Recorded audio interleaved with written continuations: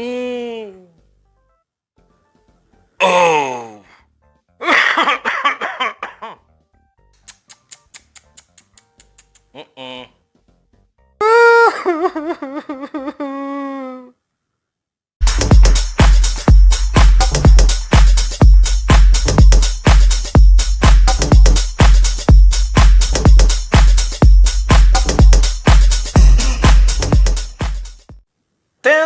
Eight presents ou 18 presentes. Tudo começa quando Elisa é uma garota triste, depressiva e infeliz que, após perder a sua mãe durante o seu nascimento, ela começa a ganhar presentes durante 18 aniversários. Mas após um acontecimento surreal e meio fora da realidade, ela acaba tendo momentos onde ela passa a pensar diferente e tendo mais felicidades. Aqui nós temos na direção Francesco Amato. Eu nunca vi nenhum filme dele, já sei que ele é um bom diretor de alguns filmes estrangeiros, mas aqui ele consegue desenvolver trama com os personagens. Ele consegue trabalhar muito o lado expressivo, sentimental e tocante de cada um deles. E a construção narrativa também tem um pouquinho dele, porque mesmo que o roteiro tenha uma regra de escrita que os atores têm que acompanhar através dos personagens, ele dá algo a mais, tanto nos principais e em alguns coadjuvantes. O filme só tem a crescer com os personagens na mão dele. Bom, galera, esse filme ele vai te jogar para baixo, depois ele vai te jogar para cima e depois você vai ficar muito apreensivo do que vai acontecer. É um filme que vai ter algumas camadas bem diferentes. O primeiro ato desse filme, eu sugiro que você fique até os 30 minutos. Vai criar um certo tédio, não vai ser muito monótono, mas ele vai começar a apresentar um caminho que você já viu em outros filmes. Mas tenha paciência, né? Sendo porque a personagem principal, uma das personagens principais, ela não aceita ganhar presente da mãe que faleceu no parto, então ela é rebelde, ela desfaz de todo mundo, ela não se dá bem com o pai dela. Isso está na sinopse, viu, galera? Não é um spoilers. Então isso começa a ser durante quase 30 minutos, então por isso que eu falei, você vai ter que se segurar para depois ver uma reviravolta no segundo ato. A partir daqui eu não vou trazer nenhum tipo de spoilers. O segundo ato é uma coisa que cai meio fora da realidade, mas funciona, acreditem. Traz muito sobre sentimentos, relacionamentos, conhecimentos e o modo de mudar do pensamento. Diferença de opiniões e muito também sobre o caráter de cada pessoa, né? Sendo porque esse segundo ato vai trabalhar muito com dois personagens constantemente ali, eles vão ser bem vistos. Eu vou falar elas, né? Porque não é um spoiler, mas é uma coisa bacana, né? É uma coisa interessante, sendo porque vai ter muitas ondulações, vai ter muitos atritos. É uma coisa que vai trazer uma certa realidade, sendo que é uma coisa que acontece meio fora ao mesmo tempo e não muda o que aconteceu no começo, certo? O segundo ato era para trazer mais uma reflexão do que vai vir para o terceiro ato. E principalmente nesse segundo ato há uma transição de gêneros, né? Uma hora você está muito triste, uma hora é melodramático, uma hora é muito irado ali das personagens, há uma ira, uma raiva, e outra hora você vai dar risadas também, que até o poder cômico aqui funciona. Então há essa transição através dos personagens todos, que dá certo. É um segundo ato bem variado, que ele comete pequenos deslizes, mas não graves, né? Há algumas atitudes, decisões que eu não concordei muito, mas isso eu vou levar lá na frente. Fora isso, o filme ele é bem encaixadinho com as personagens, trazendo um trama que não foge de ser o núcleo central bem sério, grave, né? Para quem assistiu sabe o que eu estou falando, que lá no começo acontece uma coisa muito chata. Mas ele vai trazendo outros subtramas através das personagens que vai dando certo. Já o terceiro ato é a conclusão de tudo, sendo porque o segundo ato é mais ou menos uma hora que ele tem esse espaço para trabalhar com o relacionamento das personagens e tal. O terceiro ato é uma finalização, né? Por um lado você vai ver que não mudou muita coisa, mas por outro você vai ver que houve uma mudança muito boa através de tal personagem. Então o segundo ato foi mais para dar um aprendizado, para dar uma diferença no pensamento, o modo que a pessoa estava pensando. É legal, é bacana, né? Não esperem uma conclusão sobre por que isso aconteceu, né, o que ocasionou, acho que isso pouco importa, mas é um terceiro ato muito bem trabalhado, tem um final feliz, mesmo não mudando o início.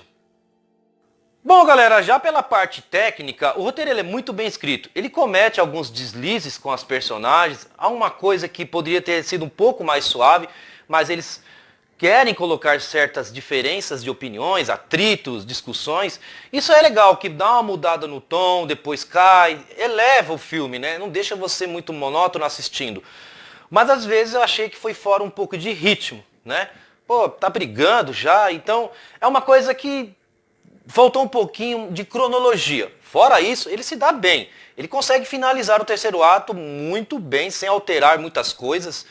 Há uma certa declaração no finalzinho do segundo ato que eu não vou falar, que eu não imaginava que tal personagem iria dizer, e eu também não achava que tal personagem iria acreditar. Tudo acontece, rola, muito bom, né? Mesmo não sendo totalmente convincente, dá certo.